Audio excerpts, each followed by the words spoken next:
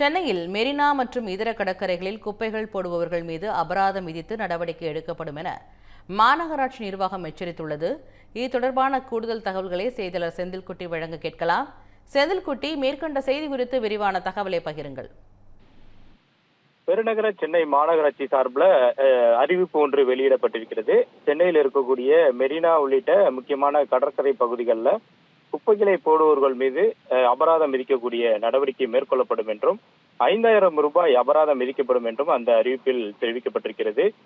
குறிப்பாக பசுமை தீர்ப்பாயம் மற்றும் சென்னை உயர்நீதிமன்றம் சென்னை மெரினா கடற்கரை மற்றும் இதர கடற்கரைகளை அழகுபடுத்துவது தொடர்பாகவும் ஒழுங்குமுறைப்படுத்துவது தொடர்பாகவும் பல்வேறு உத்தரவுகளை கடந்த வாரங்கள்ல பிறப்பித்து வந்தார்கள். குறிப்பாக பசுமை தீர்ப்பாயம் இந்த ஒரு வழக்கை விசாரித்து வந்தது. குறிப்பாக கடந்த ஆண்டு பொங்கல் பண்டிகை போது 44 டன் அளவிற்கு குப்பைகள் மெரினா கடற்கரையில் அள்ளப்பட்டதாக ஒரு செய்தி வெளியாகி இருந்தது. அந்த செய்தியின் அடிப்படையில் வழக்கை விசாரித்த பசுமை தீர்ப்பாயம் ஒரு உத்தரவை பிறப்பித்து வந்தது.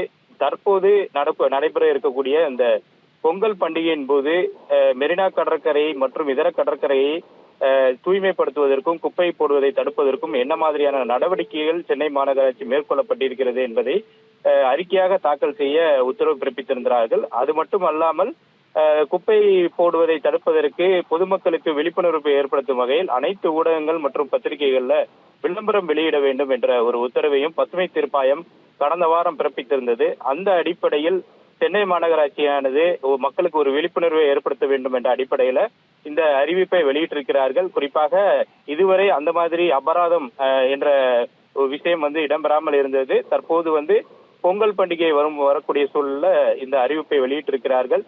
பொங்கல் பண்டிகை விடுமுறை நாட்கள் அதிகமாக இருப்பதால் சென்னை மெரினா கடற்கரை மட்டுமல்லாமல் சென்னையில் இருக்கக்கூடிய பெசன்ட் நகர் கடற்கரை, திருவான்மியூர், பாலவாக்கம், நீலாங்கரை, அக்கரை, திருவெற்றியூர் உள்ளிட்ட இந்த கடற்கரை பகுதிகளில் மக்கள் அதிகமாக வருவார்கள்.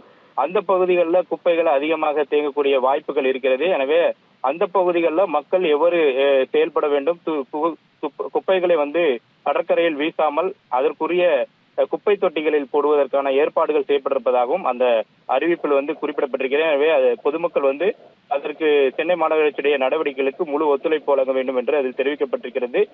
குறிப்பாக சென்னையை மெரினா கடற்கரையை பொறுத்தவரை 274 தூய்மை பணியாளர்கள் தினந்தோறும் அந்த குப்பைகளை அகற்றக்கூடிய வேலைகளில் ஈடுபட்டிருக்கிறார்கள்.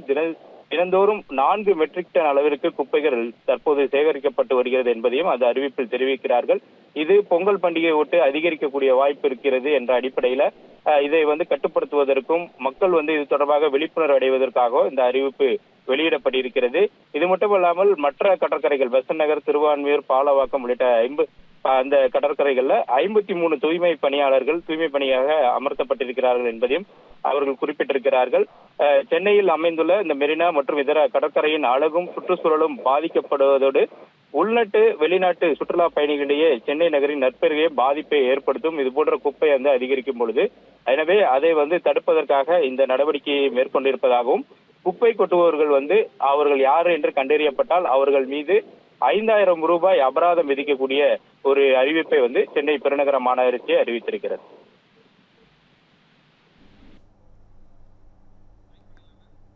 தகவலுக்கு நன்றி செந்தில்குட்டி. இந்த பண்டிகை நாட்களை முன்னிட்டு வில்லா மனைகளை முன்பதிவு செய்து ஸ்டாம்ப் டியூட்டியில் 50% வரை தள்ளுபடி பெறுங்கள். Premium villa plots across Tamil Nadu from 4.5 lakhs to 3 crores. One layer G Square. For details call 8939750009.